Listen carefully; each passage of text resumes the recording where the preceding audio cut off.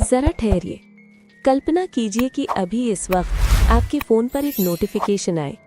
आपके जीवन में सिर्फ 1,27,54,320 सांसें शेष हैं। आप क्या करेंगे? हंसेंगे, डरेंगे या सोचना शुरू करेंगे कि आज का दिन कैसे जिएं? अब इसी विचार के साथ एक कहानी शुरू करते हैं। सुबह का समय है।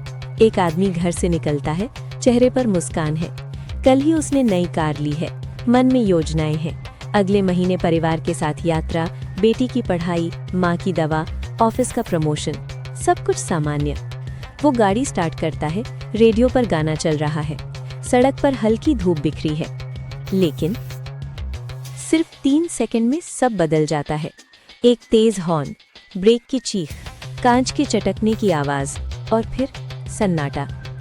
जो इंसान अभी भविष्य के सपने बुन रहा था, अब सड़क पर निश्चल पड़ा है। लोग भीड़ बनाते हैं, एम्बुलेंस आती है। कोई कहता है काश 5 मिनट देर से निकला होता। कोई कहता है भाग्य में यही लिखा था। पर क्या सच में ये सिर्फ इत्तेफाक था? धर्म ग्रंथों में, खासकर गरुड़ पुराण में कहा गया है कि इस ब्रह्मांड में कुछ भी आकस्मिक नहीं होता। हर जीव अपनी सांसों की गिनती लेकर आता है। कल्पना कीजिए, आपकी जिंदगी एक बैंक अकाउंट है। पैसे नहीं, सांसों का अकाउंट। मान लीजिए किसी के खाते में 60 करोड़ सांसें हैं। अब सवाल ये है, वो उन्हें खर्च कैसे करता है? शांति से या गुस्से, तनाव और जल्दबाजी में? योग शास्त्र कहता है कि सामान्य व्यक्ति 1 मिनट में लगभग 15 सांस लेता है, लेकिन जब हम क्रोधित होते हैं, भयभीत होते हैं या उत्तेजित होते हैं, हम 30-40 सांसें लेने लगते हैं। यानी हम अपनी जिंदगी को दुगनी रफ्तार से जला रहे होते हैं। कई दुर्घटनाएं सिर्फ सड़क पर नहीं होती, वे पहले हमारे भीतर होती हैं। कभी आपने सोचा है, एक बस खाई में गिरती है, 40 लोग मर जाते हैं, लेकिन एक बच जाता है। क्यों? क्या ये गणित की गलती है या किसी की सांसों की डोरी अभी मजबूत थी? ग्रंथों में इसे सामूहिक कर्म कहा गया है। कुछ आत्माएं एक ही स्थान पर, एक ही समय पर एक पुराने हिसाब को चुकाने आती हैं। ड्राइवर सिर्फ माध्यम होता है, घटना सिर्फ बहाना होती है, समय ही असली पात्र होता है। यहाँ कहानी और रहस्यमयी हो जाती है।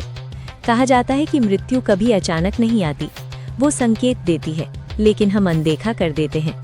बिना वजह बेचैनी, अचानक मन का घबराना, बाहर जाने का मन न होना, इसे हम गट फीलिंग कहते हैं। शायद ये आत्मा की चेतावनी हो, लेकिन हमारा तर्क कहता है अरे वो वहम है, और हम उसी रास्ते पर चल पड़ते हैं। यही सबसे बड़ा सवाल है। कथाओं में आता है कि मार्कंडेय की आयु केवल 16 वर्ष थी, मृत्यु निश्चित थी, लेकिन उनकी भक्ति और महामृत्युंजय मंत्र के जाप ने काल को भी रोक दिया। इसका अर्थ क्या है? शायद समय पूरी तरह नहीं बदलता, लेकिन उसका प्रभाव बदल सकता है। जैसे हेलमेट पहनने से दुर्घटना नहीं रुकती, पर सिर बच सकता है। सीट बेल्ट हादसे को नहीं रोकती, पर जीवन बचा सकती है। तो सावधानी व्यर्थ नहीं है, वो भी कर्म है। कभी आपने सुना है कोई व्यक्ति वर्षों बाद अपने गांव गया और रास्ते में दुर्घटना हो गई, या बिना कारण किसी जगह जाने का मन हुआ? इसे काल का खिंचाव कहा गया है। जहां प्राण निकलने हैं, वहां की मिट्टी भी आपको पुकारती है। डरावना है, लेकिन पूरी सच्चाई शायद इससे भी सरल है। मृत्यु का समय तय हो या न हो, एक चीज हमेशा हमारे हाथ में है, वर्तमान क्षण। हम कैसे गाड़ी चलाते हैं, किस मनोदशा में निकलते हैं, क्या हम शराब पीकर स्टीयरिंग पकड़ते हैं, क्या हम फोन देखते हुए सड़क पार करते हैं? अगर हम लापरवाह हैं, तो हम भाग्य नहीं, बल्कि मूर्खता को दोष दे रहे हैं। मान लीजिए आज आपका आखिरी दिन हो, तो क्या आप किसी से झगड़ा करेंगे? क्या आप तेज गाड़ी चलाकर अपनी और दूसरों की जान जोखिम में डालेंगे? शायद नहीं। इसलिए हर दिन को ऐसे जिएं जैसे वो अंतिम हो, लेकिन डरकर नहीं, सजग होकर। सड़क पर जब भी निकले, याद रखें, आप अकेले नहीं चल रहे।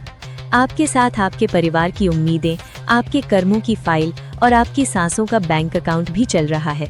गाड़ी की रफ्तार उतनी ही रखें जितनी आपकी जिंदगी सह सके। जीवन अनमोल है, इसे जल्दबाजी में खर्च मत कीजिए। और हाँ, आज से जब भी कार स्टार्ट करें, एक पल आंखें बंद करके गहरी सांस लें, क्योंकि शायद वही सांस आपके जीवन की दिशा तय कर रही हो। जरा ठहरिए। कल्पना कीजिए कि अभी इस वक्त